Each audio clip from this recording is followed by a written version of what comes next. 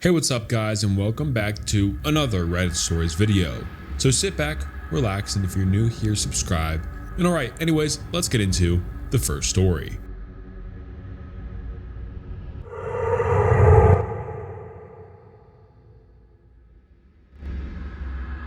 About 2 months ago, my husband, 34M, and I, 29F, were staying in a camper on my friend's property in northern Wisconsin. One night I wasn't feeling very well, so I went and laid down in the camper and promptly fell asleep. A few hours later, around 3 a.m., I suddenly woke up and bolted out of the door and started projectile vomiting outside by the window. My husband called out and asked if I was okay. I managed to say, yeah, in between rounds. When I finally finished and felt like I was okay to go back and lay down, I spit a few more times to get rid of the taste, and as I looked up, there was a face about 3 feet in front of me in the darkness. I stared at it, and it stared at me. I was petrified. I couldn't move. But I was also afraid to take my eyes off of it. I slowly started to move my head up, down and side to side to try and get a better angle or a closer look, and as I did so, it began to mimic my movements. There we were, in the darkness of the forest, bobbing up, down, back, forth, slowly leaning closer and closer to one another as we try to figure each other out. I stared straight into its cold, hollow eyes. I couldn't look away in fear of what would happen if I did. It stared back at me, almost as if it didn't know what I was either. It was too dark to make out any features, but the face had the shape of a human face, but what I could see on the body from behind the truck just looked hunched over and distorted. We stayed that way for what felt like forever until I finally managed to call out, "Babe?" "Yeah," my husband responded. "There's something out here," I said, only slightly raising my voice. "What?" he asked. "I don't know, some kind of animal. I'm not sure, but I'm afraid to move. It's just watching me," I whispered almost to myself. He opened the door of the camper and looked out into the darkness. "Where?" he asked, unable to see what I was seeing. "It's right in front of me, just watching," I told him, bewildered that he couldn't see it. He grabbed a flashlight and shined it in front of me, and it was gone. There was nothing there. I never saw it leave. I kept its cold, dead gaze the whole time. How could it not be there? I'm still very confused by this interaction. I know it was there, I saw it wasn't a dream, and I know I wasn't hallucinating. Can anybody tell me what they think it was? Edit. Just to respond to a few comments. I don't drink, and I don't do drugs, so I was not inebriated. I don't remember all the details because I couldn't see very well, but here's what I got. I couldn't tell how tall it was because from what I could see, it looked hunched over and disfigured. I don't think it had any fur. It was pale in color, but again, it was so dark, I'm not sure what color it was. It had big, black, soulless eyes, like looking straight into a void. It had sharp, jagged teeth, and I don't remember a nose at all. Hope this description helps.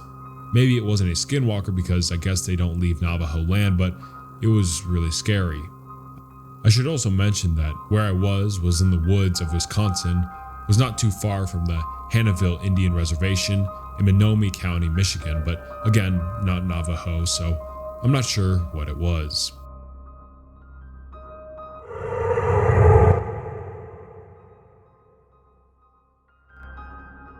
This story is, unfortunately, true. I've changed names and ages slightly for privacy. I grew up in the Sierra Nevadas. It's a really beautiful part of the world with sprawling pines, rugged mountains, and crystalline lakes. I wasn't big on camping, but I spent a good chunk of my childhood weekends hiking with family and friends and spent many summer days tubing on the lake. The summer that I was 16, about 10 years ago, now my cousin, Celia, had come home from her first year of college, and her boyfriend, Jay, was visiting to meet her family and friends. Jay, like many tourists, wanted to go on a hike with lake views. Celia and I decided to take him on one of our favorites, a moderate hike through the woods on a gentle incline that peaks at hollow in the trees overlooking Lake Tahoe below. Jay had some hiking experience, albeit in less rugged terrain, and we thought this hike would be a fun challenge with the spectacular views he wanted. It is an in and out trail that takes about 2 to 3 hours at the top and 2 to 3 hours back down. There are some smaller trails that branch off and offer steep inclines or windy paths down towards the lake. The three of us set off on the hike on the first Saturday of his visit. The trail isn't the easiest to find, but it's really popular with locals because of the view and general lack of tourists.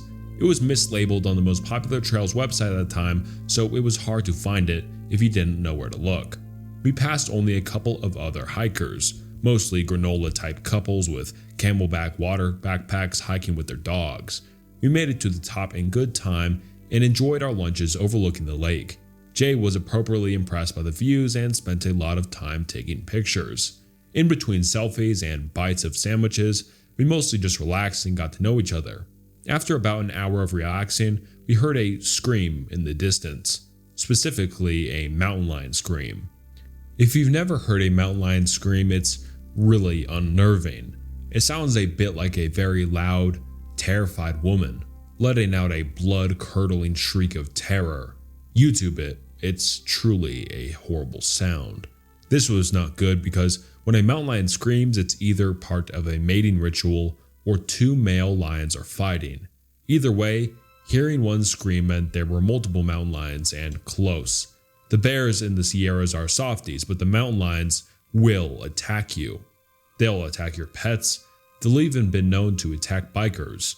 There's safety in numbers, but even 3 is risky if you're talking about a hungry lion. Jay was really freaked out. There weren't big predators roaming around where he's from, and the thought of an animal large enough and willing enough to eat him was off-putting. Celia and I were wary but not alarmed.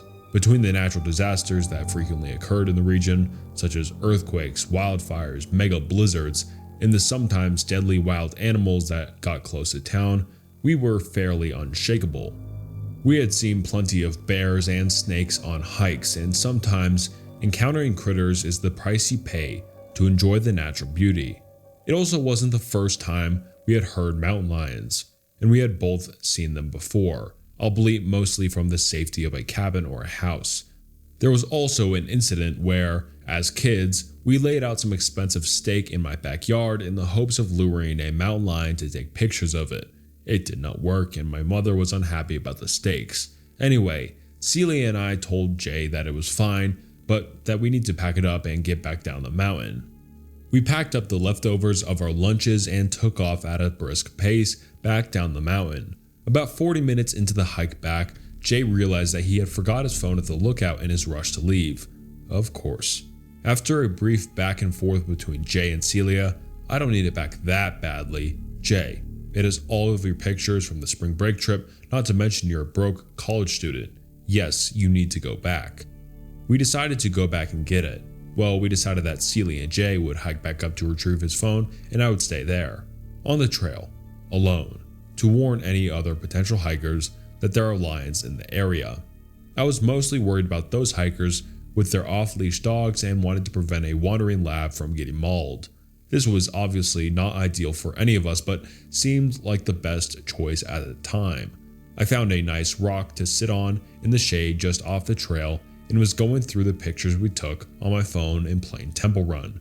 There was no cell service or internet, but I knew they'd be back soon. Celia and Jay had been gone for around 50 minutes when I heard the scream again, and it was hard to tell, but I thought it was closer than before. I started to get pretty nervous. Being in groups is far preferable when dealing with mountain lions, and I felt like perfect bait sitting there alone on the woods. About 20 minutes after that, I heard the scream again, and there was now zero doubt that it was closer. It sounded like it was coming from up the trail, towards where Celia and Jay would be coming down. Very soon, I sincerely hoped. Logically, I knew that lions don't scream when hunting. They are quiet. If a lion was hunting me, I wouldn't know it. The screaming meant it was doing something else, something not feeding related. That knowledge did not make me less nervous. I became hyper alert, whipping my head around every time I heard a noise or thought I saw a flash of movement. I turned my flashlight on even though it was the middle of the day. I got off my rock to stand in the middle of the trail to have visibility up, down, and in the trees on each side of the trail. A couple of minutes after that, I heard it again extremely close by. By this point, I had full goosebumps and a pit in my stomach, a complete sense of dread. I looked around and tried to find the best place for me to stand, back covered in case of the worst. I decided to wedge myself up against a tree next to the rock I had been sitting on. I had good visibility up and down the trail, still and into the trees across the trail. I continued scanning around, focusing on the trail where I thought the screams were coming from.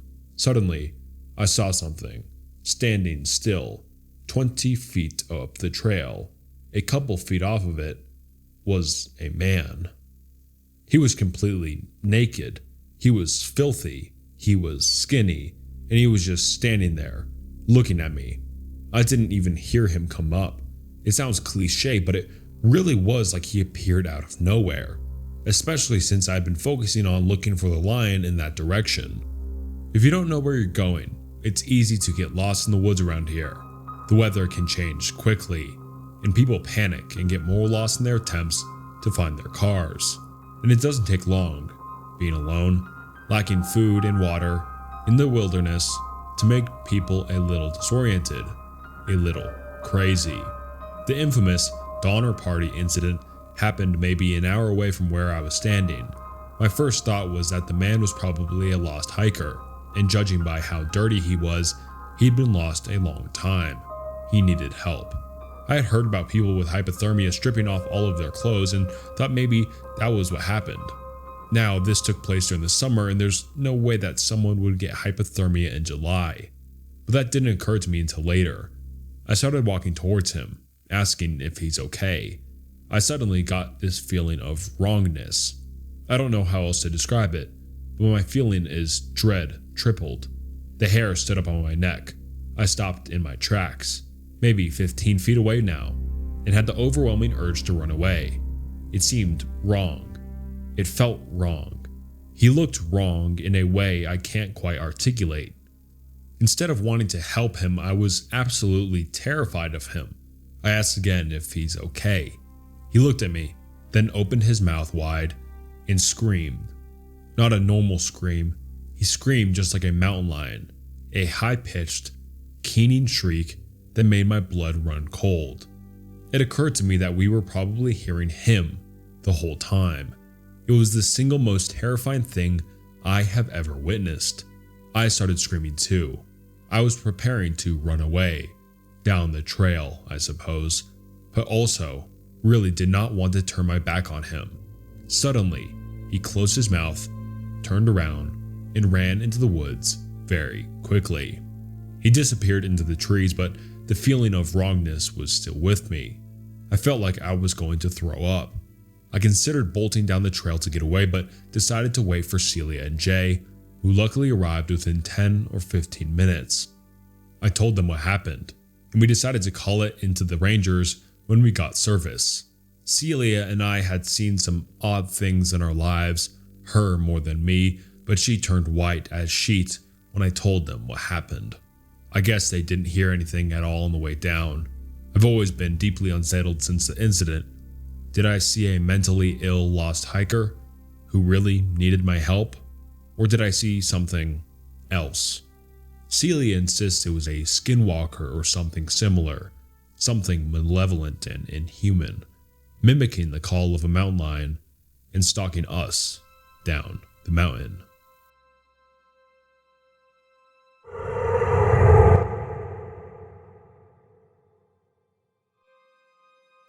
So I want to start off by saying that I am a very skeptical guy. I became an atheist when I was 17, and when my belief in God dissipated, my belief in everything else supernatural went out the window as well.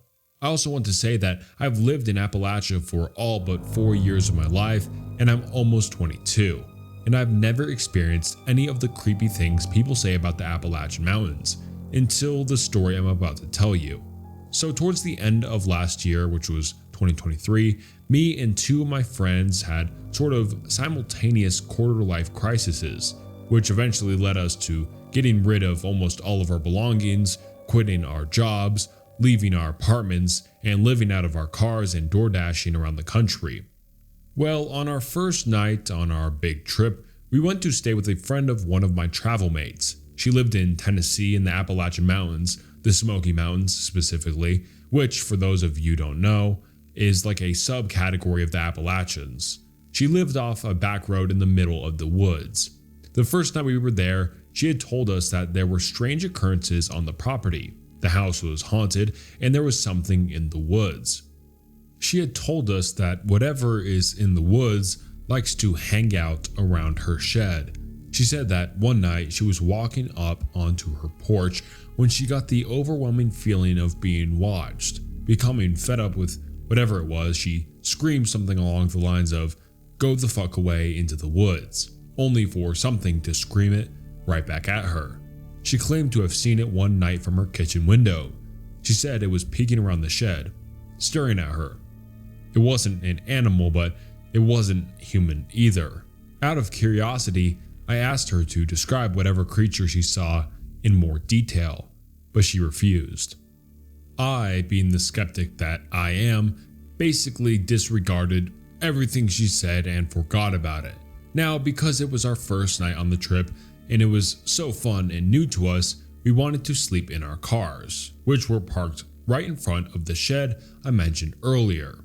Yes, that shed. We hadn't yet made window covers, so we were sleeping in 3 SUVs with uncovered windows completely surrounding us. But I had no issue with this. I thought the worst that could happen would be that I'd wake up with a bear staring at me. So I went to bed peacefully and woke up in the middle of the night, really needing to pee. I got half dressed, put on my shoes, left my car, walked to the edge of the woods, did my business and got back in my car and went to sleep. I had not a single care in the world. No uneasy feeling, no feeling of being watched, nothing. The next night, I once again wake up, really needing to pee, so just like I did the night before, I sat up in my bed, put on my pants, got my shoes ready, and reached for the door handle. But I couldn't do it. It was like every hair on my body stood on end, and I got this overwhelming feeling of dread and foreboding. Now, I had a makeshift bed in the back of my SUV on top of all the back seats that I flipped down. So I'm sitting there in my bed, looking around through all of my uncovered windows. I can't see anything outside, except for some faint outlines of trees and the glints off of my travel mates' cars. I neither saw nor heard anything that should be putting me on edge. I reached for the door handle again, but I once again got that terrible feeling. I continued to look around, tried to reach for the door, and withdraw my hand. I finally gave up and said, "Screw it," and just peed in an empty water bottle. The next morning, I got up and was talking to my travel mates, and one of them mentioned waking up in the middle of the night out of nowhere and experiencing an overwhelming feeling of being watched. She sat up in her makeshift bed and looked all around, only to see nothing. I can't lie, when she said that, I got a bit of a knot in my stomach. I asked her what time it was when this happened, and she estimated that it was around the same time I woke up, around 3 a.m. I then told both of them about my experience, and we were all a little freaked out about it. When we were headed out to our cars the following night, we noticed that all of the homeowner's 5+ outdoor cats were all sitting on her front porch, which we hadn't seen the last 2 nights. Previously, they would all be scattered around the property, if they were even in sight. We thought it was weird, but we didn't think much of it. We all climbed into our cars and said our goodnights on our walkie-talkies. It was a pretty warm and muggy night for October, so we all had our battery-powered fans running. One of my friends frustratedly reported that her walkie-talkie was dying. Then my other friend reported that their fan had died. Then my walkie-talkie started dying. And it continued until, in the span of 5 minutes, all of our electronic camping gear, walkies, flashlights, and fans had all died. Finding this incredibly creepy, we all decided that we should just sleep in the house to be better safe than sorry. We were gathering up all our things to move inside when I began to hear what sounded like something large walking through the leaves in the woods. I kept stopping what I was doing and looking toward my friend, who were standing right by the woods. They seemed unbothered every time, so I just continued what I was doing. That was when I heard a louder noise coming from the woods and finally decided to walk over to my friends. Turns out, one of them was standing watch while the other ones gathered the rest of her things. Me and my friend stood there watching my other friend's back, and it kept sounding like whatever was in the woods kept getting closer to us. Soon enough, my friend had gathered all her things and we calmly, but quickly, went into the house. From what I can remember, we slept in the house the following night as well, but the night after that, one of my friends borrowed some sage from the homeowner and saged all along the wood line and around our vehicles before we got ready for bed. We slept perfectly fine for that night and every night after. No more weird feelings, noises, nothing. Of course, we were pretty much perpetually on edge from then on, but it was never quite the same feeling of dread and foreboding that I had felt before. To be honest, I don't know what to make of all of it. I know I didn't see anything, but the feeling I got was unlike anything I have ever experienced. That was the first and only time in my life where I've gotten that feeling, especially just out of nowhere. I've told the story a few times now, and I've had people tell me that it was just a bear, but I don't think a bear would give me that sort of instinctual feeling of danger when I can't even hear or see it. And I'm fully aware that I may be biased now, but I've lended a bit more credibility to the homeowner stories after my experience. For those of you that are curious, no, we are not still on the trip. Unfortunately, the whole thing went downhill after a couple of months, and we are now integrating back into society. We are, however, all still friends, and no, we did not experience anything like this again, despite staying at several campgrounds in the middle of the woods in other parts of the southeast.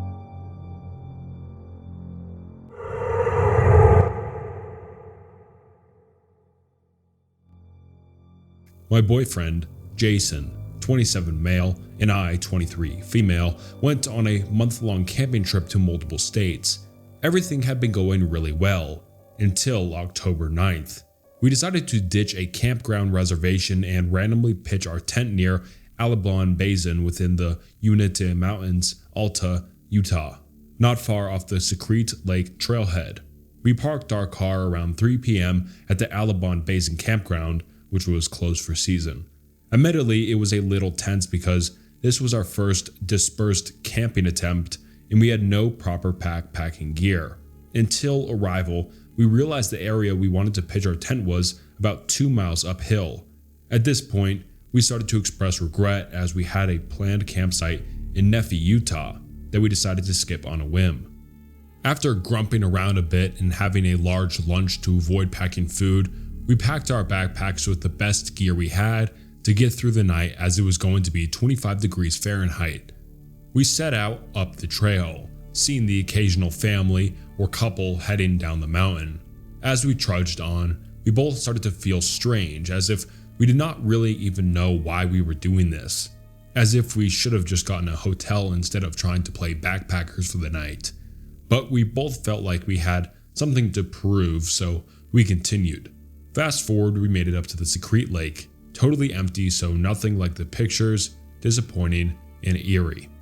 Whatever, we kept hiking up and up in an attempt for seclusion and flat land when we stumble across a decent space. I see a small cave in the distance and pointed out to Jason to deliberate if it's a hell no kind of situation. But after he checked it out, he says it seemed like a small animal crawl space. No biggie. We set up as nightfall was quickly approaching, play some cards, bundle up, and decide to go to bed early around 8:30 p.m. as we plan to leave ASAP in the morning, maybe 5 a.m. We both dwindle slowly, and after what feels like 30 minutes, I woke up abruptly at 11:24 p.m. I woke up with a feeling I've never experienced before.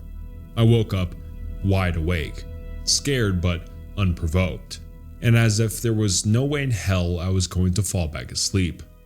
When I always sleep through the night, Jason was asleep, so I let him be and just lie there, alert, trying to listen to anything I could hear, which was nothing, very silent.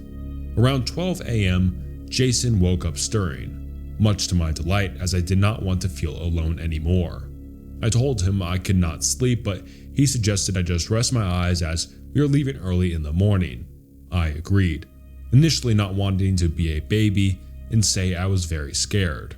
This was a very short-lived, as Jason could not fall back asleep himself, and we ended up laying there together trying to sleep when I ended up blurting out I was scared. We agreed it's fine for us to stick it out through the night as it was now approaching 2:30 a.m. and we had a small axe and a pellet gun for protection, so I did not want to be frightened. Not even 5 minutes later, we were still wide awake and Jason's head perks up so fast, my head jumped out of my chest and I whispered, "What is it?" He replied, "Listen," and I shit you not, we distinctly hear the sound of gravel crunching under boots as if someone walked up to our tent, stopped, and then walked to my side of the tent. I felt the blood drain out of my face in an instant. In real time, this all occurred in no more than 10 seconds, but my mind flashed a million thoughts, and for a millisecond, I was convinced it was a ranger coming to tell us we could not camp here, so I called out, "Hello," my brain entirely sure I heard human footsteps. Within 2 to 3 seconds of hearing the footsteps, Jason grabbed the gun and bursted out of the tent for any chance to confront this person. As I knew, he heard exactly what I had heard. Nothing. There was nothing there. We heard something walk up so clearly, but nothing walked away.